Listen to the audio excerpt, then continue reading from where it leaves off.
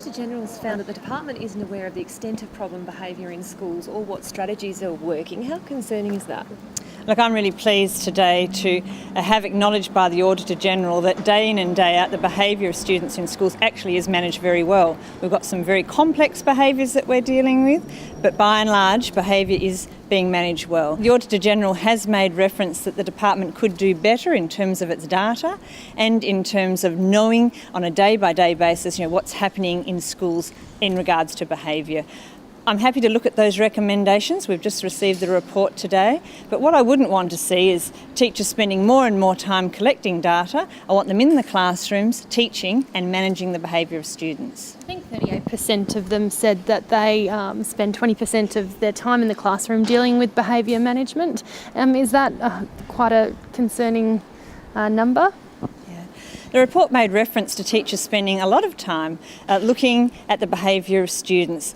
But I think what we have to remember is that that included not only extremely poor behaviour, but also sit down Johnny, sit down Johnny, sit down Johnny. That's also behaviour management. And so, we need to look at the total context of how that report was written and the information provided. But still, I think teachers have the right to teach without disruption, and remembering that behaviour is coming from the home, it is coming from the community, and that's where we want to continue to work with parents. Do you think that's quite a high figure though? 20%, a fifth of their time, even if it is just managing low problem behaviour, it's still time that could be spent actually teaching. We'd love to have 100% of teachers' time spent on teaching, but the reality is that with young children and with middle-aged children and with older children, there's always going to be an amount of time spent sometimes on low-level, unproductive behaviour that takes a little bit of time. Look, yes, of course, I think teachers have the right to teach without disruption, and we want to make sure that all of our efforts go back into that. There was a mention of funding and training maybe not going to the schools that possibly need it most and the teachers that need it most. Will you look at where that money is spent and where the training goes on the back of the report?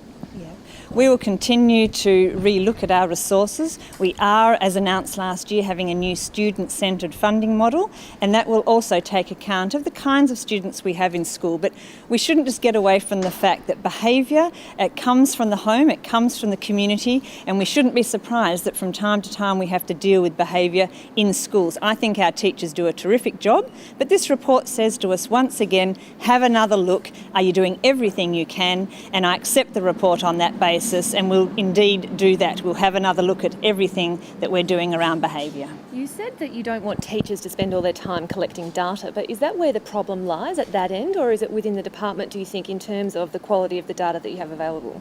Look, the Auditor General's report said that by and large we manage behaviour well, but we could have another look and improve data collection at the school level and how we use that data at the central level. We're happy to do that. We can always improve around data collection. And is the department doing anything specifically at the moment about that? We have underway right now a review of our behaviour management policy. The Auditor General acknowledged that we're already active in this area. We don't sit back and wait to be told to review our work. We do it all the time. And again, this is another reminder about the importance of data, the importance of planning. But if I could just once again remind everyone, it's important to keep our focus on teachers and on children in the classroom, because that's where the main game is, and behaviour is part of that.